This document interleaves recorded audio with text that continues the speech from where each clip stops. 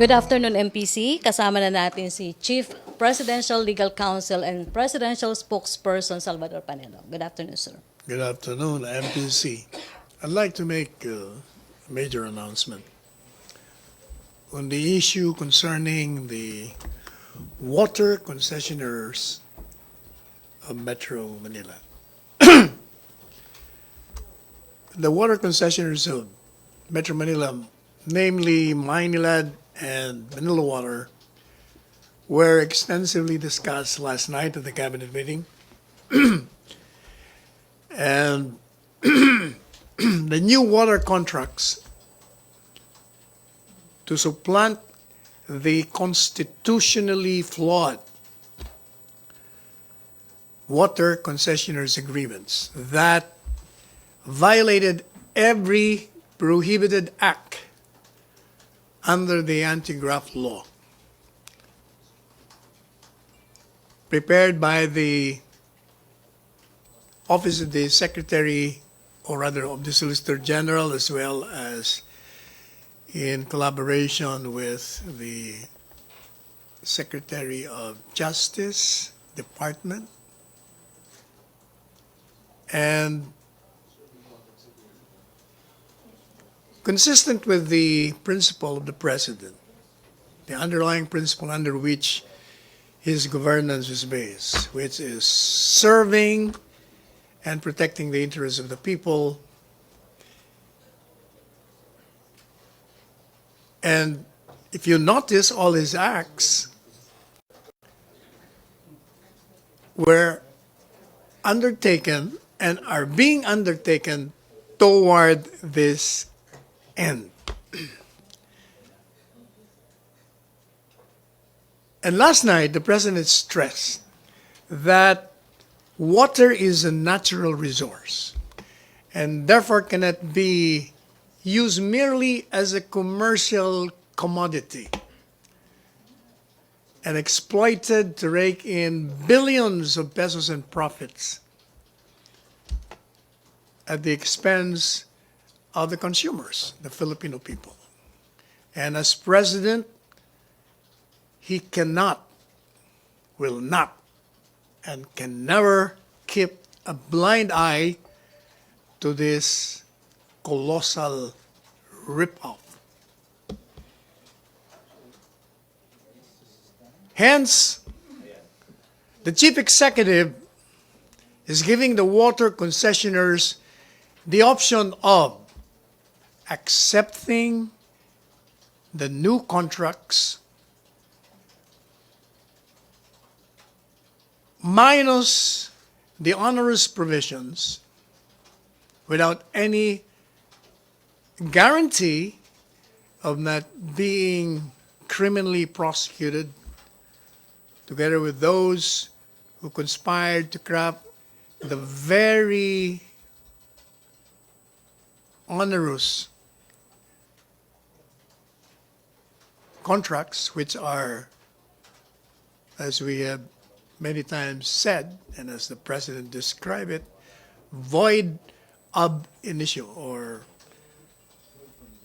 void from the very beginning, for violating the Constitution and the laws of the land. Should Maynilad and Manila Water refuse to accept the new agreements, the President will order the cancellation of their present water contracts, order the nationalization of water services in their respective areas of operation, and prosecute all those involved directly or indirectly in the arrangement that led to the present suffering of the Filipino people.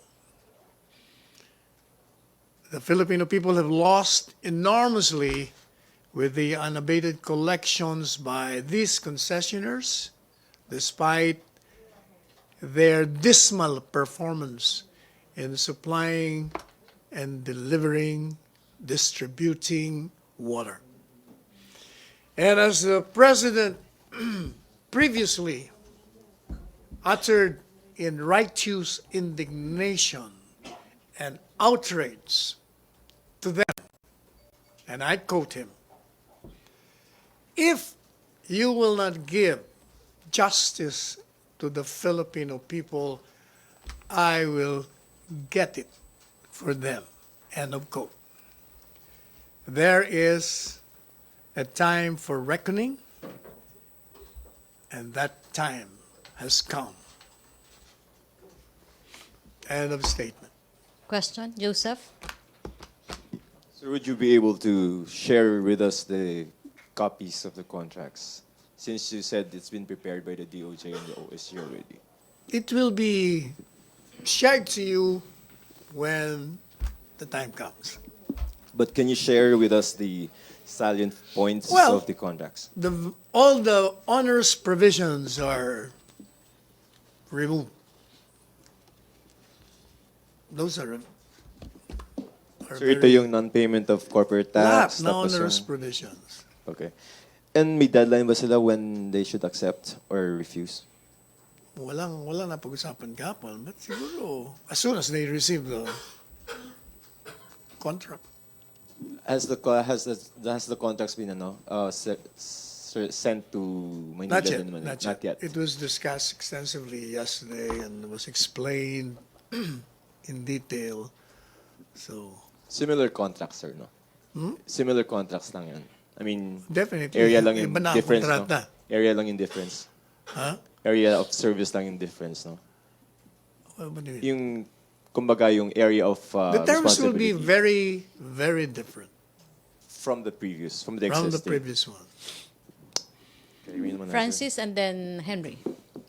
Good afternoon, Sec. Sir, verify lang or clarification lang. Nabanggit nyo kung papayag po ang Maynilad, ang Manila Water, yung mga owners, yung sa bagong kontrata, hindi na po kakasuhan ang mga owners, Ayala at I said there is no guarantee that they will not be prosecuted. Henry. Secretary, you have mentioned water nationalization. Babawiin na ng gobyerno yung pagpapatakbo sa patubig kung hindi po susundin ng mga water concessioners yung bagong kontrata. Hindi nila tatanggapin Okay. and they will refuse to operate. Thank you. Ariane. Hi, Sec. Sec, nakausap po ba ni President Duterte yung mga gumawa ng contracts before he came up with this decision? Hindi po. So, hindi na po nag-seek ng dialogue si President Duterte Hindi. contrary to what you earlier said. Okay, sir. And sir, last na lang po, will the President talk to the owners of Maynilad and Manila Water regarding this? Will he seek a personal meeting? Hindi na kailangan siguro. Okay, sir. Thank you po. Julie.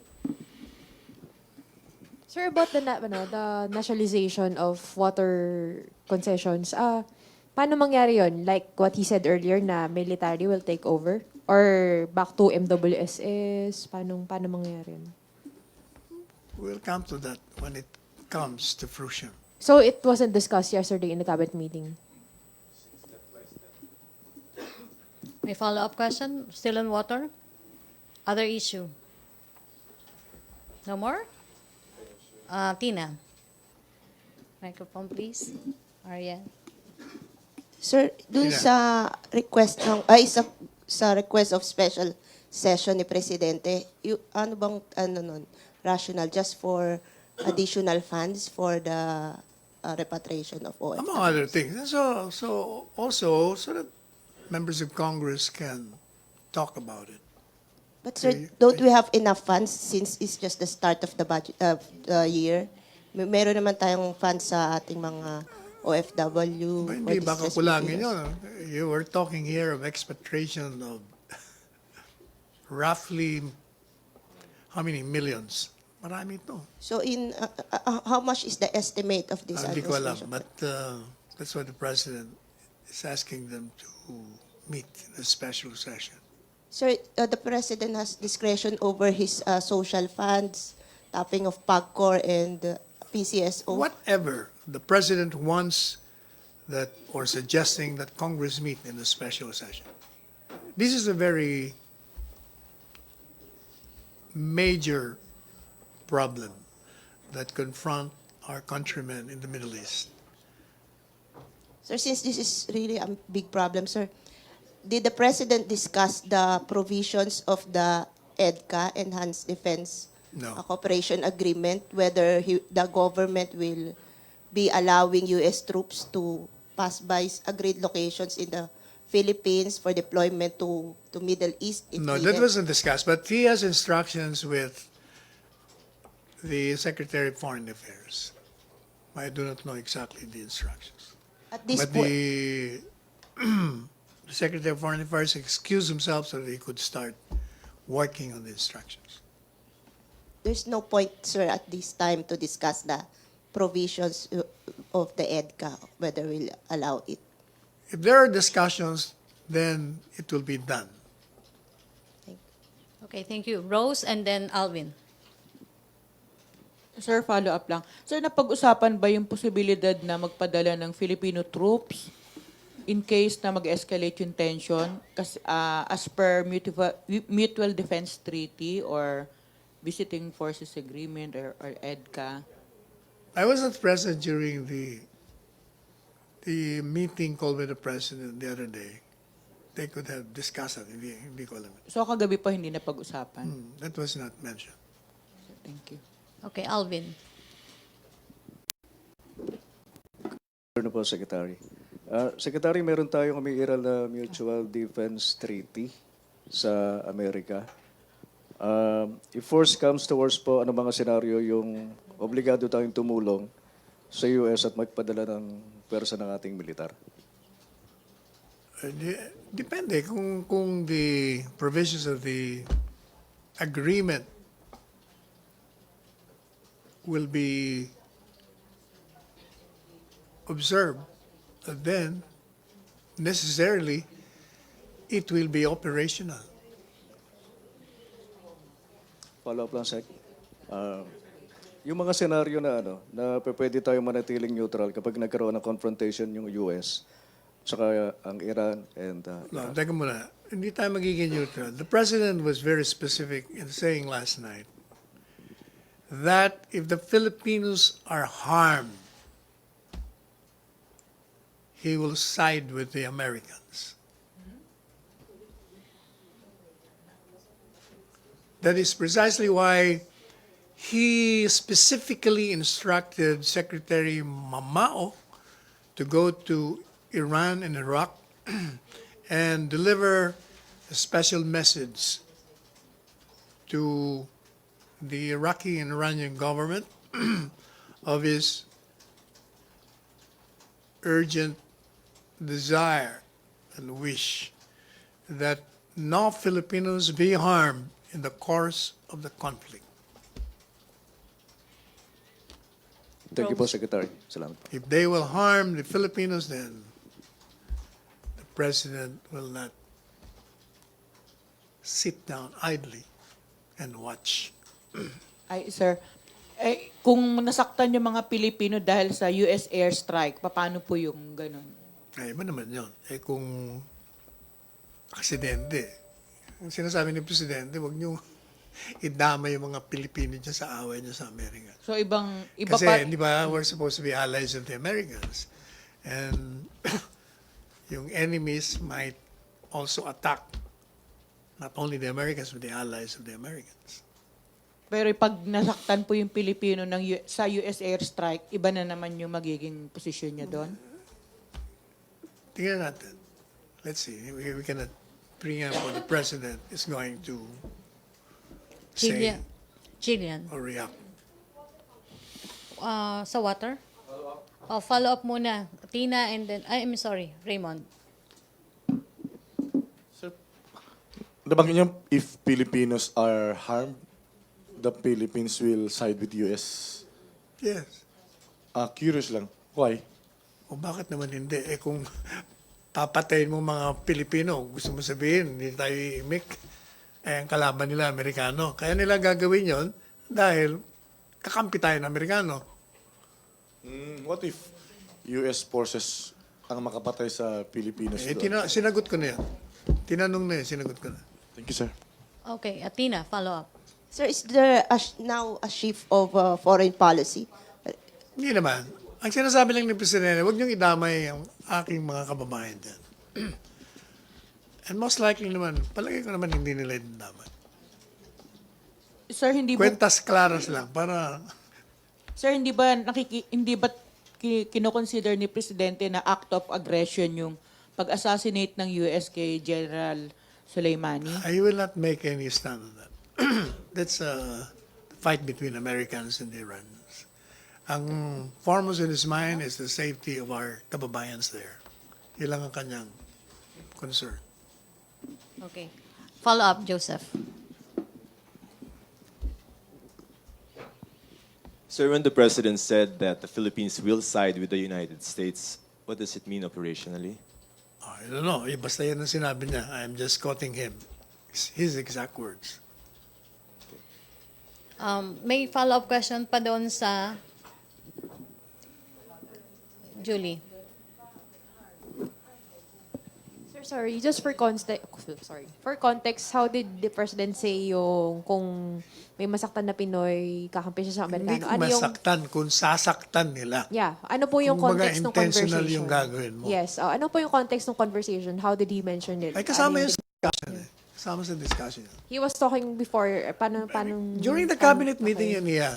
Alam mo, pag cabinet meeting, extensive yung discussion. Kasama yun. Okay. Yun ang isa sa mga sinabi niya. Okay. Maricel? No, sir, just a clarification. So, parang nagbigay ng warning si Presidente against the government of Not warning. Iran. It's a friendly caution. He's expressing his concern for the safety of his countrymen, which is foremost in his mind. Okay, balik tayo sa issue ng water. Jillian. Kung baga sinasabi niya, hindi kami kasali dyan, ha? Hindi kami sasama dyan. Okay na tayo ulit sa water na, ha? Okay. Good morning po. Morning. Sir, has the President ever mentioned any deadline on when these two water concessionaires will accept the contracts? Wala naman. Wala naman po. Wait muna. Joyce?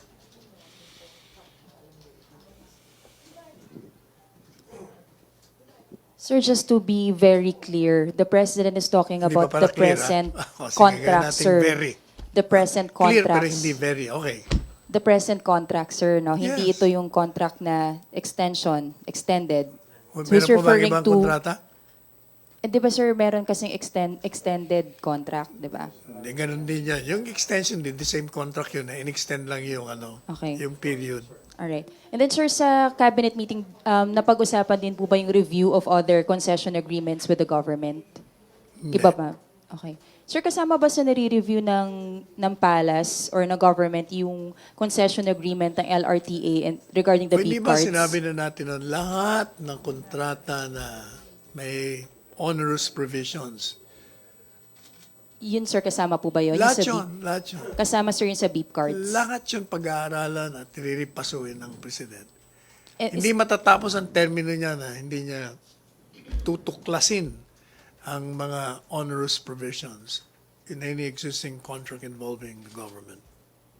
Okay, thank you sir. Okay, last one, water. Raymond and Joseph. So Then Tina. you said you are already considering it as void ab initio yung contracts sa mga concessionaires, right?